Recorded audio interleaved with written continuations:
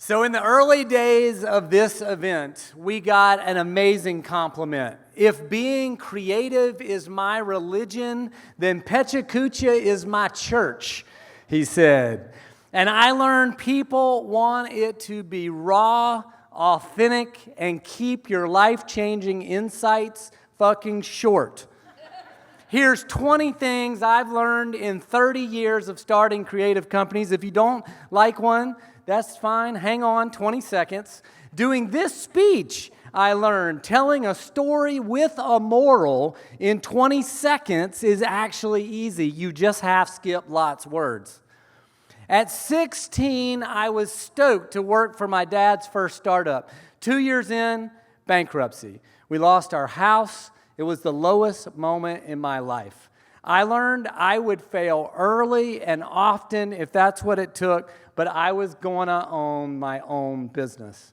Like someone who almost drowns and then becomes an Olympic swimmer, from that point forward, I was hooked as an entrepreneur. And I learned no matter what happens, I do not operate from a place of fear. Your lowest moment will teach you that. Thank you. I'm a dad myself now of 2 boys, 18 and 21, but my firstborn was Go-To Team, a television production company started 25 years ago when I was 4. We quit our jobs, borrowed $100,000, and scared shitless. We learned there is no growth without risk. I believe entrepreneurship is the #1 change agent in the world. But the world, the people around you, they're going to judge you based on success. If you're successful, they'll say, he's so brave. And if you fail, they'll say, that was a stupid idea, right? I've learned you are brave either way. One day, I called over 40 network production offices. I was going to call until I booked a shoot. At the end of the day, no shoot, because it doesn't work that way. But that night, America's Most Wanted called back and booked an immediate shoot, and I learned to just sell something to someone. I love producing television, and after several late nights working on creative projects and then having to show up the next morning to run a company, I learned you can't work in your company and work on growing your company. Then we shot our first time for NBC Nightly News with Tom Brokaw.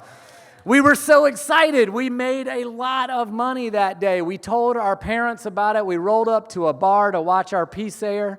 And when it didn't air, it never aired.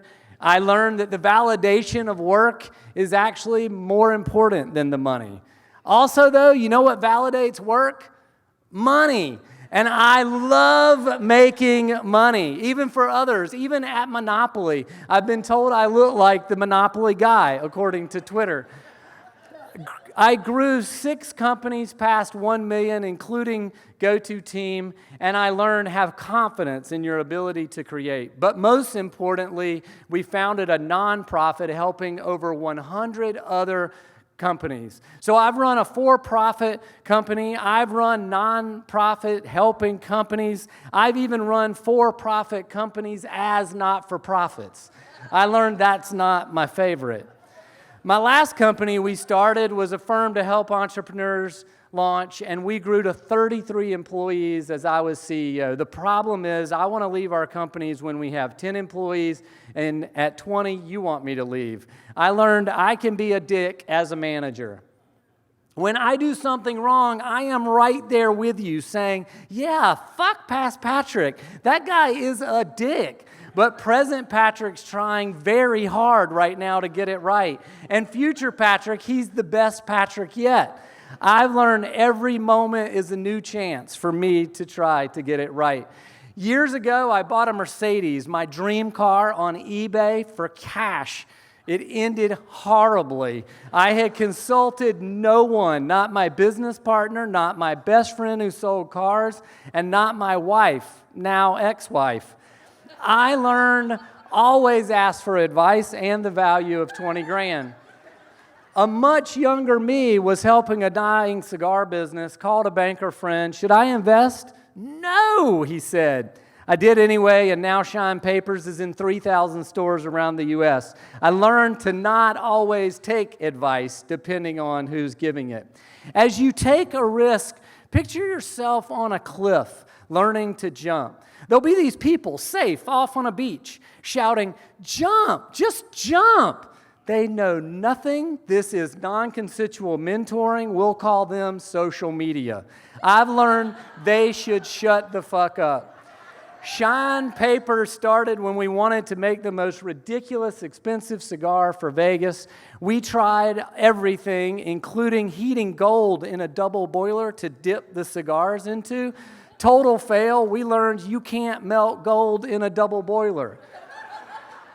We settled on gold leaf on the outside, pivoted to rolling papers, and created this ridiculous prototype. I cut that myself and learned to sell the ghost. Literally ask people to buy the product before it was produced. It took off like a rocket ship. Snoop smoked it on stage. Miley sold it at merch in her tour. We had invented the perfect product. We learned to make a product that was shareable. No one smokes gold joints alone in their basement. And repeatable. They light it on fire and then buy another one. I have covered the Olympic Park the night of the bombing. I've been skydiving when my greatest fear is heights. And I was on the mall January 6th, not rioting. When life offers you the opportunity to do something new and different, I've learned past Patrick always says yes, and future Patrick deals with the fear. And present Patrick kept it short. Thank you very much.